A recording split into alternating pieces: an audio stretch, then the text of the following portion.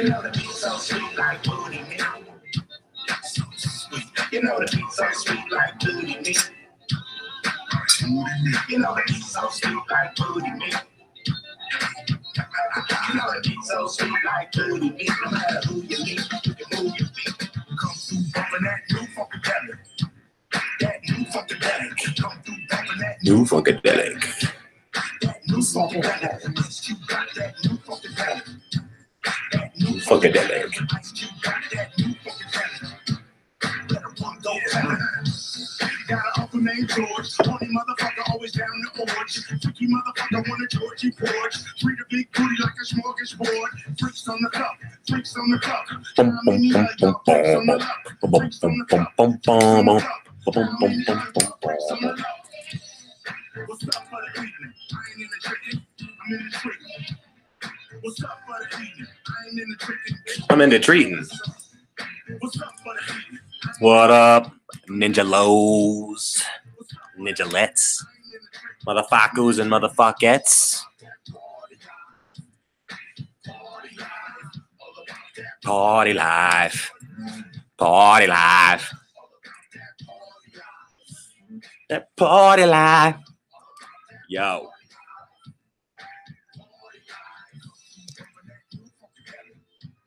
That new funkadelic. What the fuck is up? What the fuck is happulating, motherfuckers? Welcome to a second installment of YouTube's favorite show that could only be Bougie, Beers, and Beverages with yours truly, DannyBoy the Jokero. Just enjoying some of this dope-ass new Ice Cube. I hope you guys have had a chance to take a look at this album. Let me say, it is a blast from the past. This album is so 90s. I fucking dig it, man. So he dropped us down with a surprise, a new Christmas present for all. Cube, and Too Short, coming out with them early Christmas gifts, motherfuckers. Yeah, Roxy Riddlebox Brewskis. So you came to see some brewskis. All right. Well, that's what we got tonight. We got a short episode of Brews and Beverages, or Beers and Beverages, whatever you want to call it. It's up to you. Either way, over here, we're drinking the bougiest shit here in the 303. Because we got all that bougie beer. We don't fuck with butt wiper here in this area. And for y'all that don't know what butt wiper is, well, that's that Budweiser. Sorry and shit, y'all. Even Coors, I don't really drink much Coors. It's brewed here in the lovely mountains of Colorado, yeah, but it's just not the best shit, man. It kind of tastes like water. So let's get into it. Won't fucking clown around. What up, homie? Whoop whoop. Start ready to crash. Something to say. What up, Ninja? Yeah, you have a good night too, man. Thanks for popping by for a second. We're just gonna enjoy a couple bougie beers, but I hope you have a good night, man. Stay bougie up in this motherfucker. But you guys are probably all waiting to see what I got in store for this evening, y'all. I'll take a real quick tokie to get my mind here in the game. Sorry, y'all, I ain't got no haters. Yeah, we'll play this song too. All I got is motherfucking players. If you're sleeping on this new Cube album, y'all, go out and pick it up. It's called Everything's Corrupt.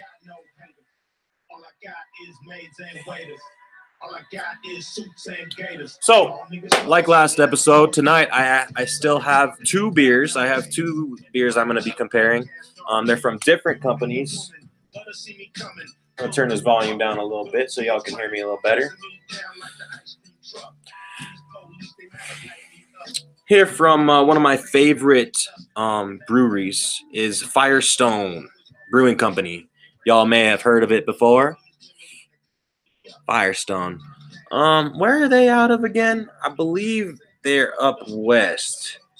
Northwest. I believe they are out of Oregon or Washington. But man, I could be wrong. Either way, they are not from here, from Colorado, like the Oscar Blues we did last week. So we're doing another, a different state, and we're gonna check out their craft beers they got. So out of the two we got tonight, I got a nice lager, just a nice plain old Firestone lager. And take a look at the pretty can. You know, it's gold and white. It's got a couple lions on that bitch. You know, they're holding up the lager crest. Oh, you know, that's a bear, actually. And then the other one is a lion. Lion, bear. Now, this one tests out at 5% alcohol. That's about generic for most lagers. So I'm not too surprised. Oh, I stand corrected. This is actually stands at 4.5. So, excuse me, this is a little bit weaker. So this right here would stand as a good daytime beer, a good summertime lager, or fuck, even a wintertime lager. You know, it doesn't say, it's not like any summer type of beer. This is a good day beer, a good kind of just chill. You only want to have one or two just to kind of kick back. You know, you don't want to get too faded on these because it's going to take a lot of beer. But anyway, we're going to test this one out. And today I brought some glasses with us so we can take a look at the color of this beautiful brew. All right, y'all.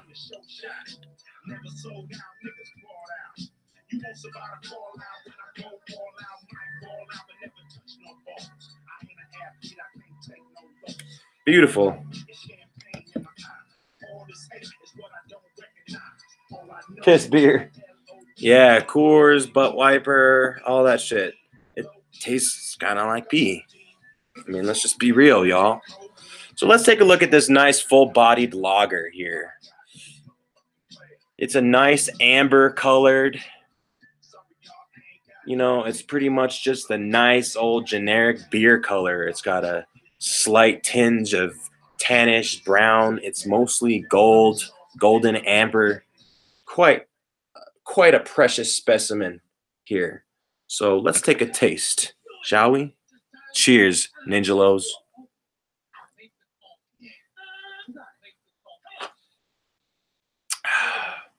Wow.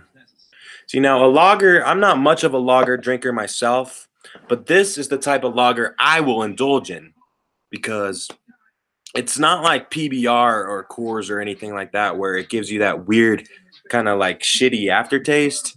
It's like nice and smooth like a lager. Goes down perfectly well. There's no bitterness to it. It's got like that slight barley taste, you know, you get with most lagers, but nothing too overpowering. And it smooths right into a nice transition. No gnarly aftertaste like you usually get with crappy beers like Keystone and Bud Light. So I would rate this lager. Well, let's not get to ratings yet. We'll try the next one. The other beer we have for the evening is called Luponic Distortion. This is an India Pale Ale. It is rated at a 5.9% alcohol volume, which is actually pretty low for an IPA. IPAs usually tend to be around the 7% mark. So this might be an easier beer to drink for people that aren't so keen into IPAs.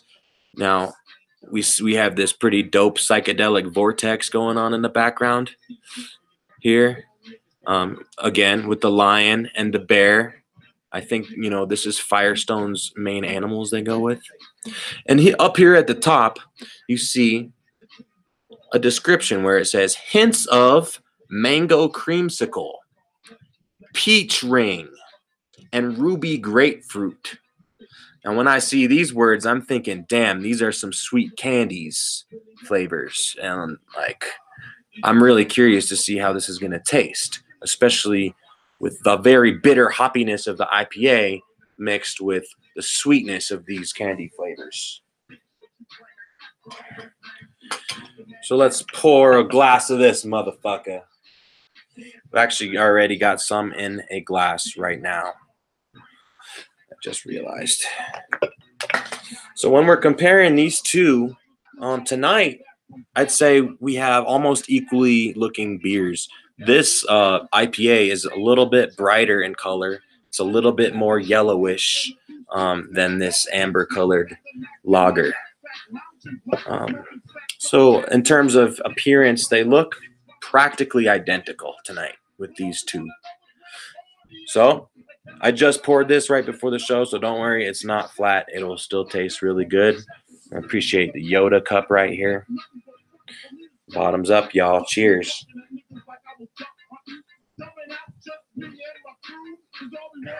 Wow. Now that is an explosion of flavors, my friends. I don't even know what to think. I immediately get those sweet candy flavors, like that mango creamsicle, peach ring, ruby grapefruit, like a punch to the tongue, real quick, and then it quickly transitions to a smooth, hoppy, bittery IPA taste. Let's give it another sip so I can get a better judgment.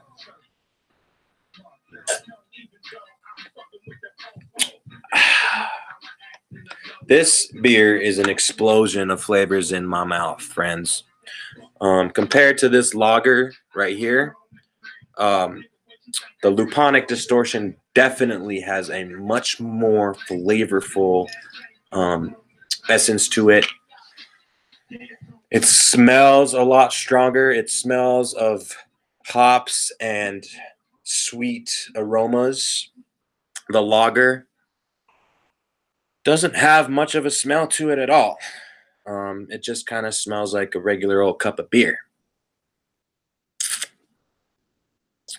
So anyway, you guys, these are the two beers that I've tried tonight. Let me see real quick where they hail from. If anybody in the chat knows where Firestone Brewery is out of, please tell me. Good beer. It must be in Yoda voice.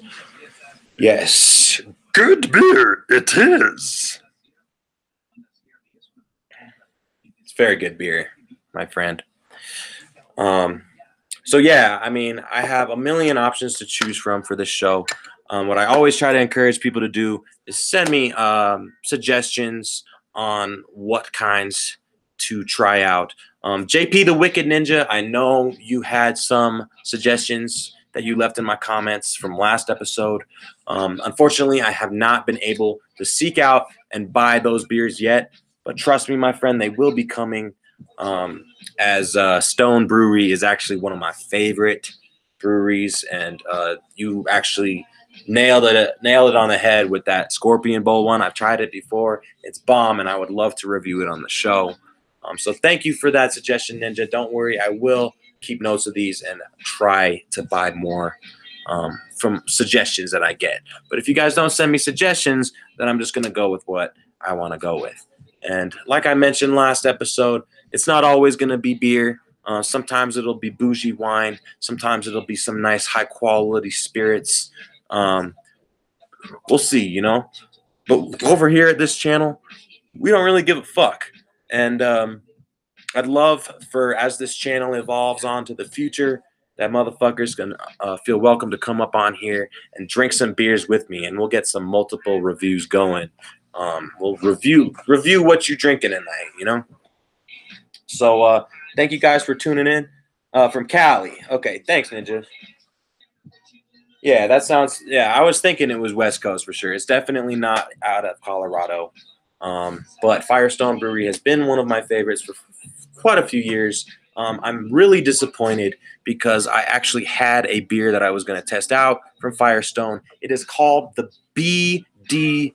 Excuse me, the DPA, the Double Barrel Ale, or DBA, excuse me, the DBA, the Double Barrel Ale. Unfortunately, those beers disappeared out of my refrigerator, my friends, so I will have to review that one next time. That is a very interesting beer to review because it's unlike pretty much any others out there. So, oh, thanks for reminding me, Roxy. I got to rate these beers. I've already had a few bowls in me and a few beers, so I'm starting to forget this shit already, y'all. So thanks for reminding me. So as I normally do, I do a rating system of 0 to 10. We include halves as well. I'm going to start out by reviewing this Luponic Distortion IPA, which is this can again, my friends, in case you forgot. So I'm going to go ahead and rate this beer a solid 8 out of 10. It is a delicious, fruity, citrusy beer, but it is not too sweet. It's definitely balanced out by the bitterness of the hops, so that's definitely helps. So I'm gonna give it a good 8 out of 10. Now for the lager, a nice easy drinker, a nice afternoon beer after work, So this is something nice that you would sip at a barbecue, as you're flipping some burgers. So in terms of flavor and essence and just deliciousness, I will rate the lager at a 7 out of 10. Now keep in mind, ninjas, it's kind of hard to do rating systems exclusively with only one person because biases get in the way and personal preferences get in the way. I personally prefer IPAs over lagers, so maybe that's why I'm choosing to give the other one a higher rating. So that's why you ninjas are invited to come up on the show, and let's get some more opinions out there, motherfuckers. If there's any other questions you guys got, send them to me now. Any other suggestions for some beverages or some brews, put them down in the comments, y'all. Remember to give me a like and subscribe if you like what you're seeing. And until next time, Ninja Lows, whoop, motherfucking whoop.